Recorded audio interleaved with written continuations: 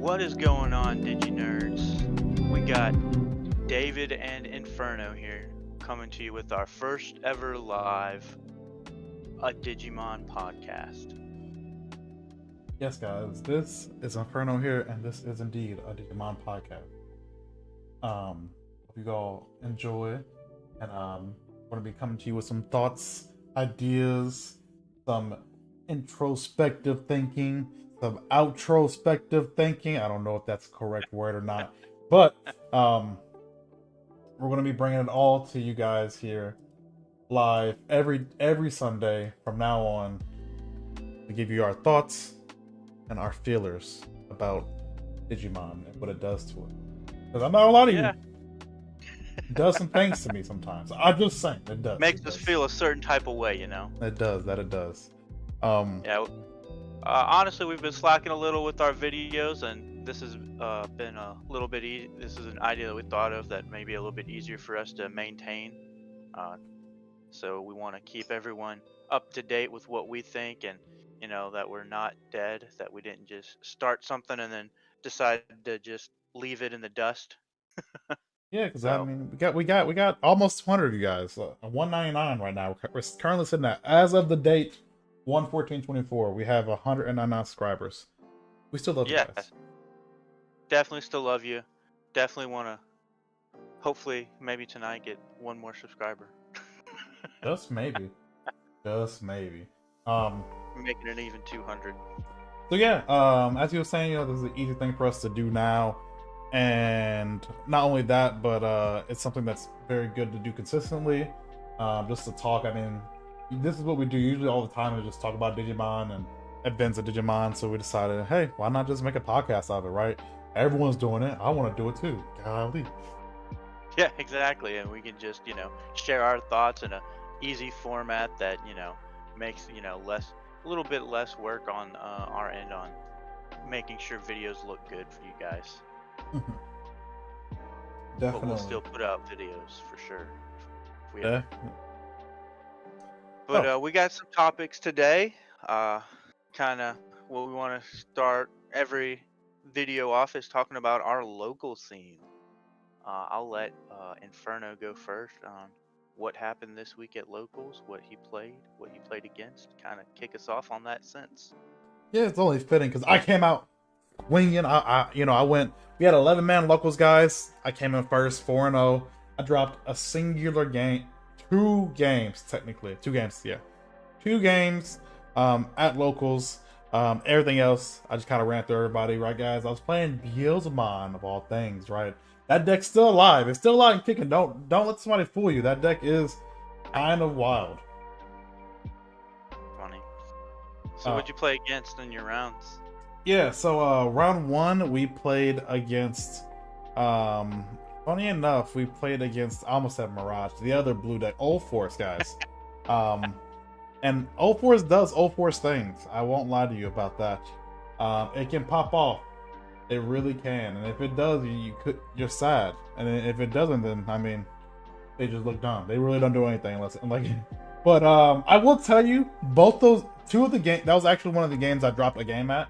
The game that I lost, my first swing, my first chip damage was a freaking Rena, and then that was game 2, and then game 3, my first chip damage was also Arena. It was bullshit. Okay, I was like, game 3, he had 3 Renas on board, like at turn 3, and I was like, this is just dumb. What am I doing?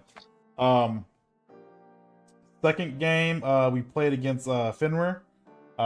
It's a pretty easy matchup, honestly. I just have a lot of Gilsmon just has a lot of security bombs, and Fenrir just it's trying to push out and kill that turn, and its security bombs that it has either hit you're looking at Deathslinger and crap, what's the other one? What's the 7 cost option card? Purple option. Barrage? Yeah, Barrage. Barrage, guys. Both those target. One of them targets the highest level, which would be Fenrir, and then one of them starts off at a level 4. So, at popping it. So when you just think about it, right, it's just naturally a good counter. And I'm running 4 and 4 of each of those, right? So you hit 1 or 2 and you stop this turn, and you're going to win most likely. And that's what happened. That sounds kind of sad when you just, oh man, they hit it on their first check or something like that. So that's sad for them. I 2-0'd him. Third game, I played, if I remember correctly, it was you played Chris. Yeah, and Chris was playing another blue deck, guys. Melga. He played Melga.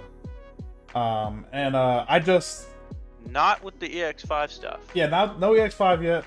And I just like turbo beat. I don't know what happened. Whatever my deck had was going on right there. Like turn 2, guys, I had like a Wizardmon X with a Balmon, like 2 different stacks with 3 barrages on board that I trashed, and 12 cards in trash on my turn 2. Like it was wild trashing that turn. That's what Billsmon can do, right? Out of nowhere, you can just hit hard and then trash crazy, and then all of a sudden you're like set up to win the next game. And I did that game 1, and then game 2 I just blew my water again because Melga doesn't have good protection either versus what I'm having in my security. They all have jamming or battle protection, but no kind of protection from what I had. And then 4th, I was Fenrir Lugamon for the championship round, and that was a 2-1 against him. And it was it's just sad. They have a hard time, bro. They really do. I ended up going for it. Okay. Ended up taking the event by storm with Beelzemon. That's kind of interesting. But yeah, I took a different route when it comes to our locals. I had a kind of a upsetting day for myself personally. Kind of felt a little upset just how the deck performed. But I played Royal Knights. That's the deck that I've been on ever since it came out. I've been loving the deck. I don't think it's dead. I'm not gonna let it die just because I think it's nice and fun to play. I'll have some people that tell me that they hate playing against the deck and that it's awful and that Alphamon should be banned. But with that being said, I went 2-1-1. Kind of gross. Our first game, we played against Mastamon. That was my tie, round 1. I tied with Mastamon. We went into overtime, and we were on game 3, and we went to turns before the 5 minutes, and I hit out.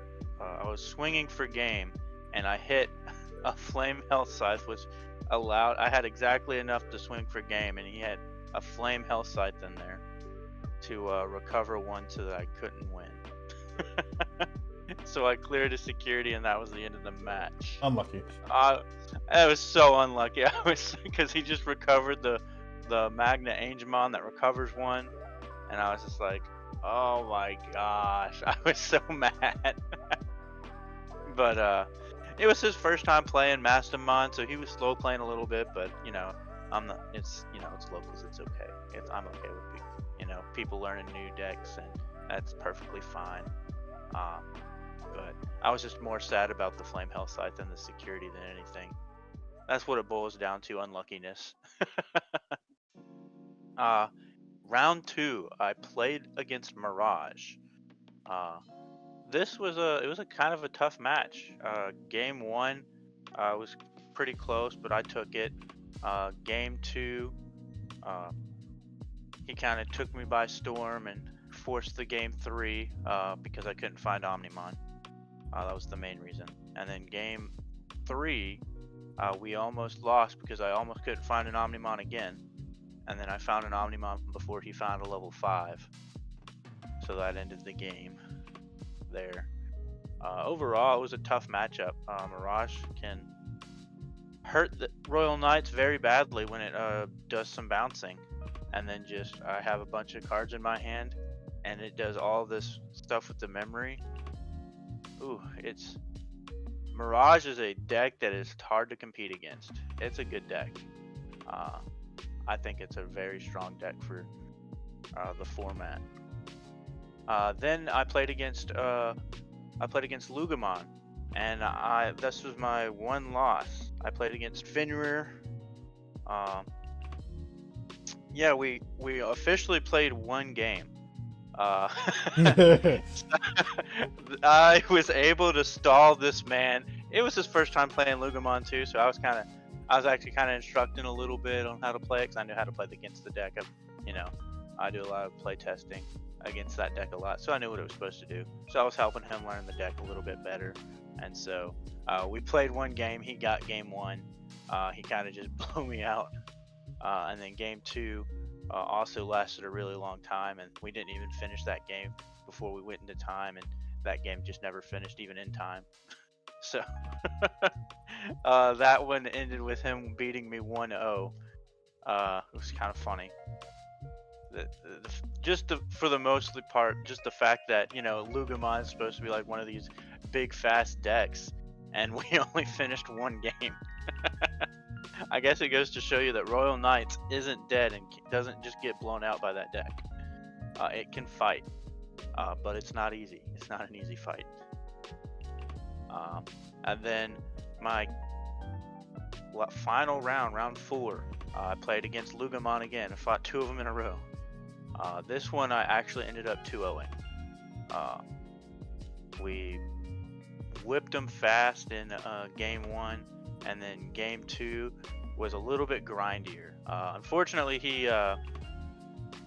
he bricked game 2, and so it wasn't necessarily a good contest, except for the fact that I never found an Omnimon until the very end. Like, we almost went into time because of it. Like, it was we did go into time because of it, because it took me forever to find an Omnimon, which that was the story of the day with Royal Knights. I could not find Omnimon to save my life. And when your deck revolves around needing Omnimon to pull out your Digimon to swing for game, it's kind of sad when you can't find your win button. The literal win button. Most decks don't have like, oh, this is a win button. No, this deck does. This is your win button. Find it or cry. So I ended up taking 3rd place at our locals. I think, like Dante said, we had like 11 people there. Mm-hmm. I think 2nd place was, what was it? I think it was Chris. I think Chris got 2nd place with his Melga deck. And so Dante got 1st with Beals, Chris got 2nd with Melga, and I got 3rd with Royal Knights. Royal Knights isn't dead, y'all. Royal Knights isn't dead. Not dead. I won't let it die. David himself will be the only one playing it today. I'll be the only one playing it. BT17, we're still playing Royal Knights. I'm still playing Royal Knights. Not a game. They will eventually make more support for the deck. But that's kind of where we ended up. I don't remember who got 4th, or I think it might have been it was Victor. That's who got 4th. Victor got 4th with Lugamon. So we had a very diverse top 4, and we had a lot of different decks there. So I think we had Beelzemon, Royal Knights, Melga, Mirage. We had 2 Lugamons. Mastamon. There was a Mastamon there. And then Jellymon. Oh yeah, Jellymon. We had. Oh yeah, Old Force was there. Old Force. Yeah, pretty good. Everyone's playing different things. Only a few people are prepping. Are they going to nationals here? Your boy David is prepping for Nats. I got my invite back in. If you guys know or stay up to date with our YouTube page and stuff that we've posted, I got 11th place at the regionals that we went to in person back in South Carolina, Greenville. Yeah. Shout us out if you ever went there, and if you went there, and let us know that you were there. That'd be interesting to know. But yeah, I made an 11th place there with Royal Knights, and I'm taking a trip to nationals with two buddies from our shop. Our buddy Tyler, who's at that same nationals event with us. He got second place at that event, so he's going. And then we got another buddy, Tan the Man. He got his invite from an online regionals. So the three of us are taking the trip up there. Unfortunately, Inferno didn't get in on the free wait list. And I guess that brings us into do we want to talk about Nats next? Yeah, we'll talk about Nats. It's pretty it's it's here, bro. It's coming. Yeah. It's not very far away now. Yeah. Coming up in almost 2 weeks. I hate that it's in California. Yeah. Put that on the books. I hate that it's in California. I think most of the player base hates that it's in California. I'm sure even the Californians hate that it's in California, to be honest with you. They're like, I don't want to be here. It's too expensive. I'd rather go to a cheap place and live and stay there. For real. Let's be honest. Mm-hmm. But with that being said, I mean, I guess it is what it is. Hopefully, the community's kind of outraged a little from what I've seen that it's in California, and I think that with that being said, hopefully Bandai kind of takes a listen to the community and doesn't do it there again, especially with the backlash that they're having, with not only with it being in California, being in a really expensive place, but for the fact that they're not live streaming the event. And the reason why they're not live streaming the event is because they said it costs too much to live stream the event. Well, no fucking duh. I think it's absolute, that's their reasoning for not doing it. Hold it in a place that's cheaper and more affordable for everybody, so that you can feel like you could stream the event for everybody. Because you got people that want to watch these events live, especially the people that aren't going.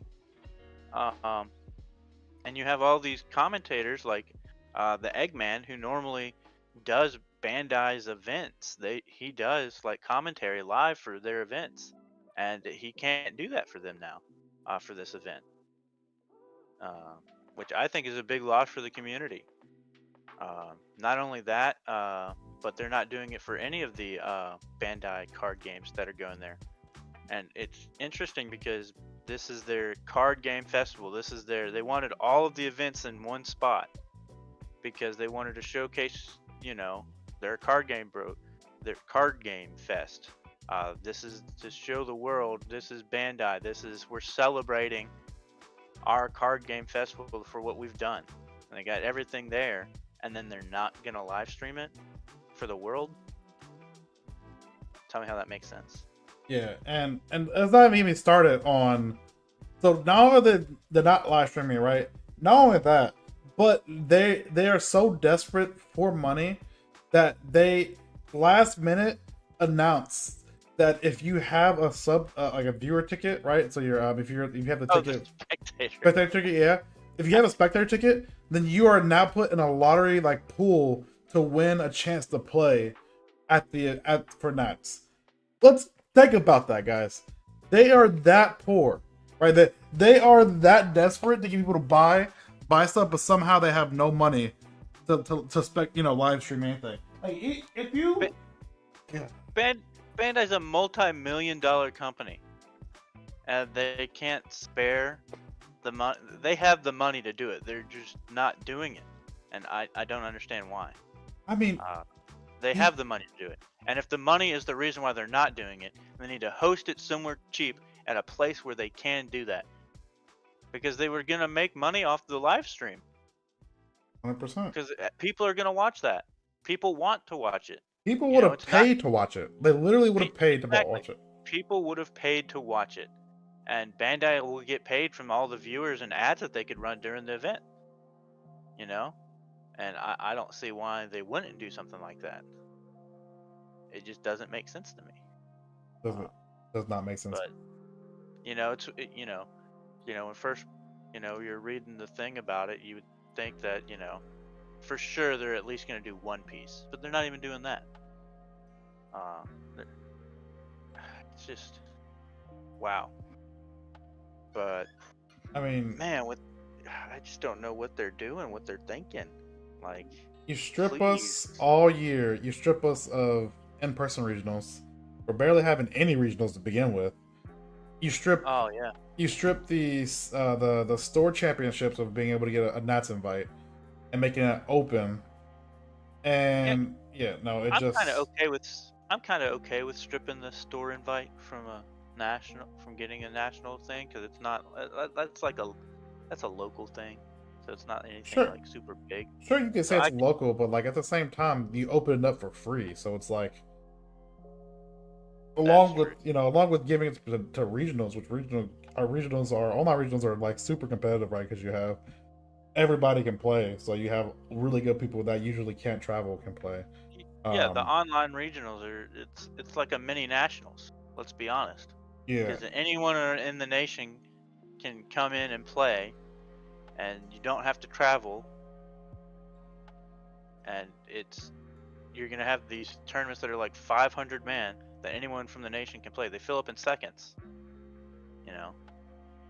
And then you go to this national event, and now it's not as sweaty because everyone who got their invite can go, but then now you've opened it up to anyone that can play Digimon. Farmer Bob that hasn't played Farmer a Bob person in 2 years. That hasn't played in 2 years. Oh, I live in California. I might as well go. My boy coming to the Nationals with a structure deck. like, wow. And it's a free event, open to the public. I should have gave Joe Schmo a deck and told him to go. Like, that's kind of crazy.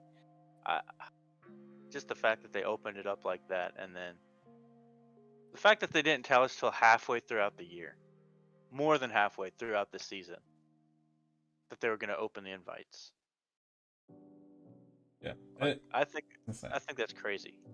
And it'll probably be different for later. I think it's different for the next upcoming year. I hope so. Whatever they decide to do this season, I just hope they stick to it and don't change it on us.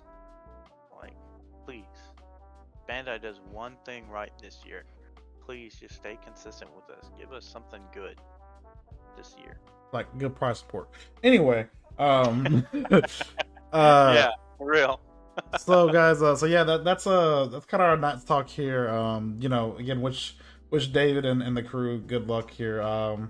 The next 2 weeks here for their Nats run here. We want them to hit first and second place, preferably first for David. Oh man, that would be so hype. He can't tell you what he's playing, but he's playing something. Yeah, I can't tell you what I'm playing. But I'm excited to go. I'm excited to play. This will be the biggest event, I guess I'm excited to go because it's my first national event that I've played in. We've been playing the Digimon for a year now. We started last January, and this is kind of where we're at now. We've started a page. We've gotten really competitive and playing locally and created a scene around ourselves in the area that we live in here in Alabama. But I'm super excited to go. Just not only just for Digimon, but for just a trip in general, hanging out with the friends and being able to go and explore new places that I haven't been before. Which is real legit. Now, kind of get talking to something that's coming out, guys. If you lived under a rock or if you didn't know, next week, EX5. EX5 is finally out and it's ready for, if you've been playing this for Nats, you probably proxy, but if not, America's getting our hands on it. Finally, like I feel like we've been talking about this set for months. Yeah, and it's been a long time, it feels like. But again, yes, we're opening up to EX5 and it's exciting. There are, unfortunately, we know the ban list has hit really important strategy in it. Yeah. So we're only get that for a little bit. I mean, the ban list doesn't go live until March. That hits the cards in this set, so we get to play with this set for the entirety of the run of the set, all the way up until BT 15. So I mean, that's one nice thing. It's gonna be legal for Nats. I don't know how I really feel about that. To be completely honest, I think it's kind of weird that they're gonna let us play with that, what they deemed to be a toxic format for our nationals. Like, Bandai thought it was so toxic because of what happened in Japan that they're gonna let us play with it. That they hit the ban list. They made a ban list before we even got our hands on it, and then they're gonna let us play with it in our nationals. This toxic format that they've said is toxic, so toxic that they're hitting the Anubismon and the Garurumon support. Like, tell me why that's a thing. Like, why? It's indeed odd. And speaking of that, guys, so we're gonna hit some of the real quick things, right? So there you have Fang Longmon coming into the format. If you haven't missed it, it's basically your 4 Sovereign trait. Pretty fun deck from what I hear. There is a level 7, another level 7 DNA Digivolver that's coming in.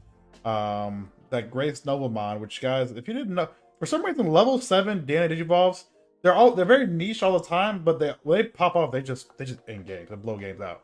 Which makes sense, I guess, because it takes 2 level 6s.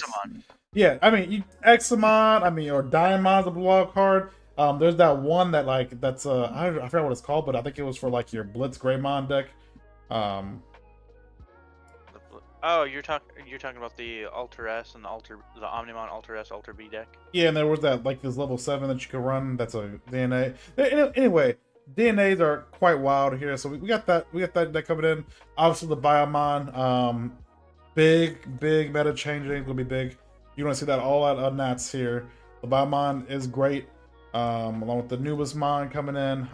Yeah, the Biomon's mostly an engine though that I've seen that people are running in other decks. It's you can build a Leviamon deck, but I've from testing and from what I've seen is that the Leviamon engine is going to be what people are going to be running more so than just the Leviamon deck itself.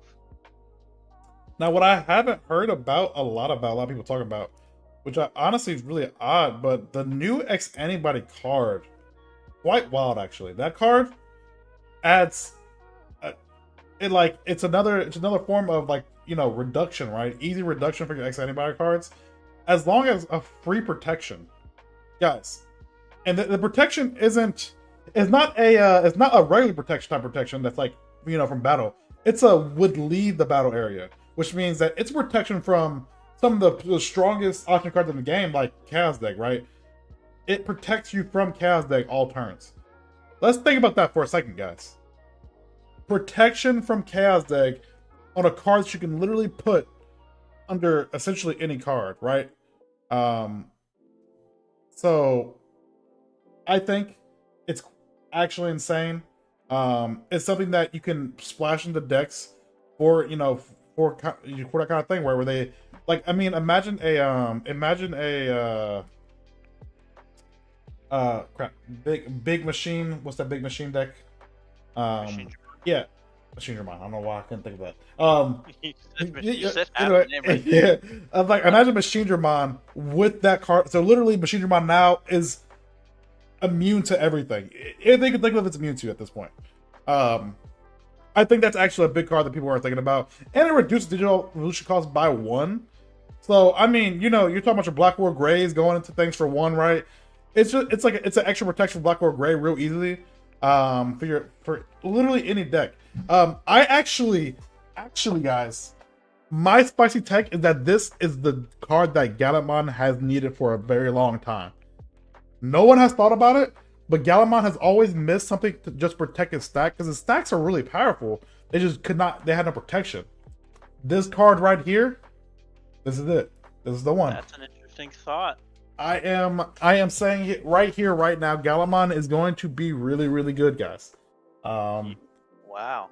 It's going to be a thing. It's going to be a thing. It all it ever needed was protection. Gallimon was just a sword that can slice through the head real easy, right? But it just couldn't do anything. Now imagine when you can't pop the stack. You're like, oh no, it's going to do Gallimon things to me now. That's what this is going to do to you now. And again, it reduces the deal cost by 1. Gallimon X Antibody is for 1. A lot of X Antibody cards are for 1. For levels on the top level 6s. Some of them are for 2, right? For all the Blackboard Gray stuff is 2, but still, all the Gallimon stuff is for 1.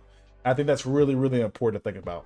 It almost looks like it's kind of made for that if you kind of just read the card itself. Yes. It feels like it's made for that, Gallimon X Antibody kind of style deck.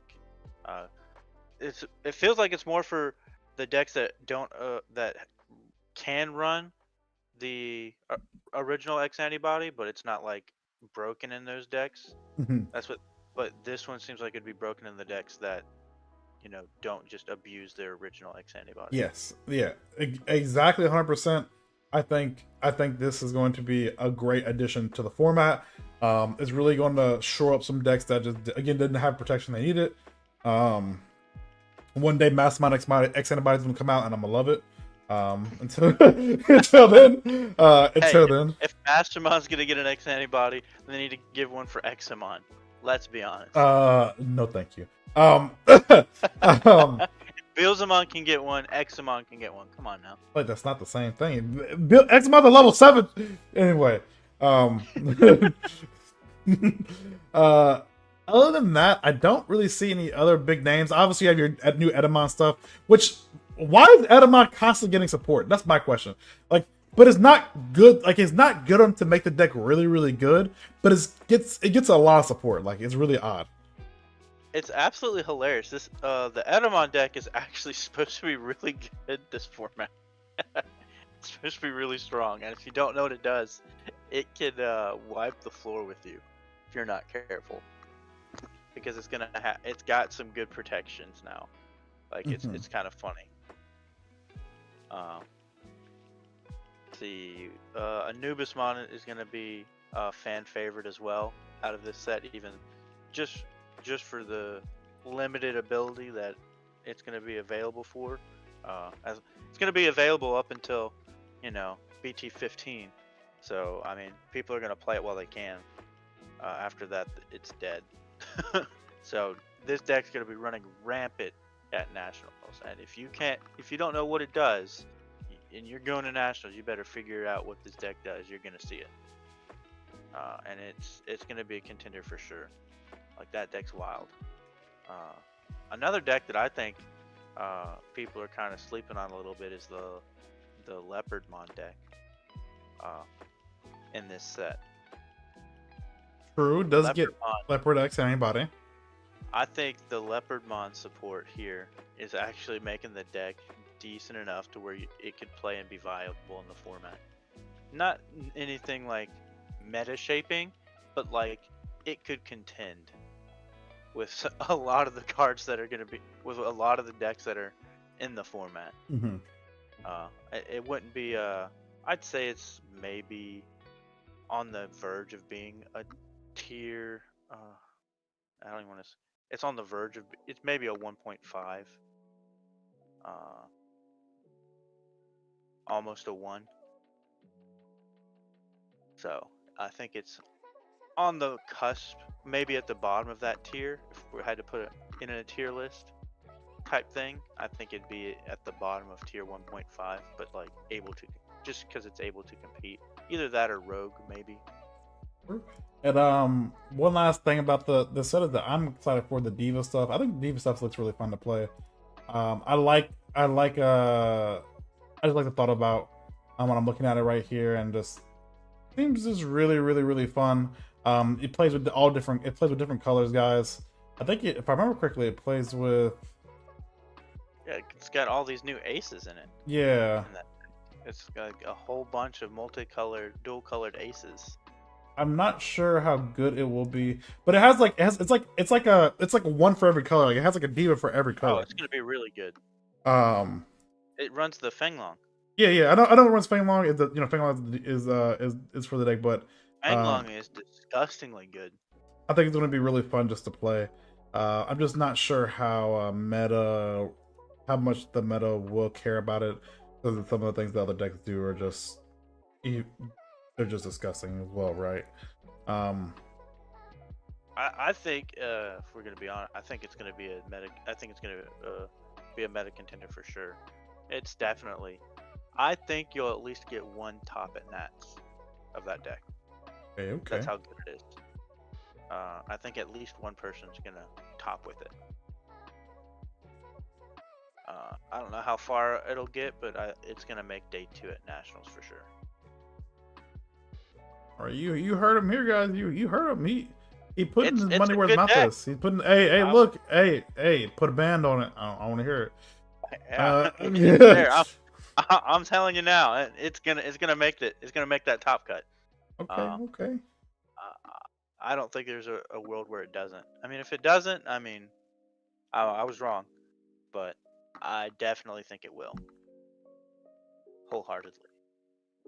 He's trying to give you guys. He's just trying to help himself win. He's giving you guys bad advice so he can help himself win. That's all. That's all it is. I know him. Don't even. So we got our buddy Brandon who went to regionals with us, and I put him on Hunters for that regionals, and he was so mad at me because I told him that I didn't think that Belfay was. I thought Belfay was dying, and that there wasn't going to be a whole bunch of representation at the regionals, and he took my word and what I said and ran with it. He took it to heart, which, you know, I guess I'm a that kind of influencer, but he was so mad because he played like 3 Belfamons, which like destroy Hunters. Oh, I felt a little bad that happened to him. Mm-hmm. He blames me. He blames me for that. I too blame you. I blame you for him. There is the Light Fang deck that's coming out too. That seems pretty fun. It's like a red blue deck. Looks fun. I'm not sure how good. I haven't heard anybody talk about it. So that's the Grace Nova deck. Is that what that is? Yeah. Yeah. Oh yeah. Yeah. I'm not really sure. I'm not really sure how good it'll be. But it's gonna be all right. Looks fun. Looks fun. It's a fun deck, but it's not like a. Man, I don't think it's. It may be at Natch just because it's new and people want to play it and it's interesting. But it's not gonna make day 2. If it does, I'll be surprised. Mm-hmm. Yeah. Well, I'm probably gonna build it just because it might be fun to build. No, it does look. It looks like a lot of fun. I like DNA Digivolving decks, so I mean, say less, right? Me and you both. Yeah. But you love Master, I love Exa. I think those were our first 2 decks. Yeah. No, mine was just no. I think that's the first one we got, and then I got just mine as well. I just didn't know what we were doing. We had no idea what we were doing, guys. It was bad. It was hilarious. So when we first started, I'll kind of throw myself under the bus here. I bought the Imperial Dramon deck, and tried to put Examon into the Imperial deck. Because we had just started when EX3 released, and I didn't know what the Imperial Dramon structure deck did, and I didn't know what Examon did, and I tried to run the two together. Oh, it was bad. That was funny. But that was good. But yeah, I think EX5 is going to be a lot of fun. I think we're gonna see some new interesting strategies that are gonna, change the format. And I think, even though Nationals is gonna have those toxic decks that Bandai says are toxic, I think they're also toxic. The Melga support and the Anubis. But I think I think it's some fun cards, other than the fact that those cards are just busted. It just really makes you wonder, what was the dev team thinking? I think that all the time. Every time I play the game, I think about that. Anytime I see Raw Knights, I just go, why is this a thing? Why? Oh, quick rant. Old Force is the dumbest fucking card in the deck. I don't understand why they thought that was a good idea. Because it's not a good idea. Old Force is so unfair to play against, okay? It's so unfair to play. I don't want to hear it. I don't want to hear it. If you say it's not, you're banned. Yeah, I don't know what to tell you. It's terrible. It's a terrible thing. Terrible card design. Like, make it fair. Get right out of that thing. I don't think there's anything wrong with it. Oh, I don't think there's anything wrong with it. I think you're exaggerating. Old Force is fine. Alphamon kind of dumb. Alphamon is also dumb. They're both dumb. Don't get me wrong. Alphamon kind of dumb. I'm gonna be honest. I still hate Old Force more. I don't know what to tell you. I don't know what to tell you. I've lost more times to Old Force than I have the Alphamon. At least Alphamon you can play around it. Old Force is just like, nah, there's no way. You just don't put anything on the board. That's all you can do. Like, it definitely makes you not want to be open.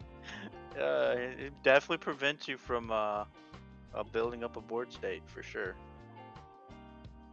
Well, guys. I mean, that's what the deck does, though. No, I don't want to hear it. I don't want to hear it. Stall for Omni. No, don't want to hear it. Broken. The card's broken. Okay.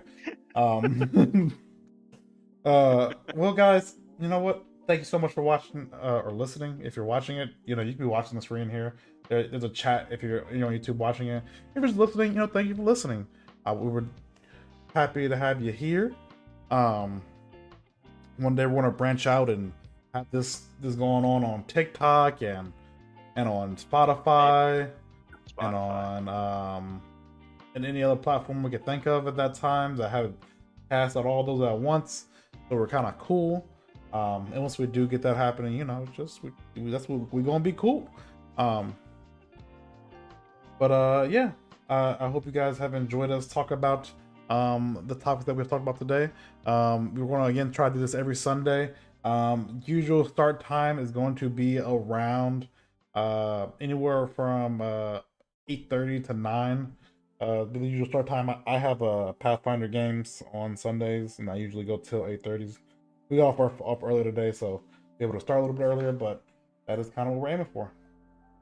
Yeah, and thank you for joining our first one, and hopefully we can, get some interaction a little bit more on the upcoming ones with some chat. I see someone said hi. Shut up. Oh no. Had to we tested the chat just to see if it would work. To see how delayed it was, and it's heavily delayed. It was funny. But yeah, this is the DigiNerds signing off on our first Digimon podcast. And as it says here, guys, thank you so much for attending. This was a Digimon podcast.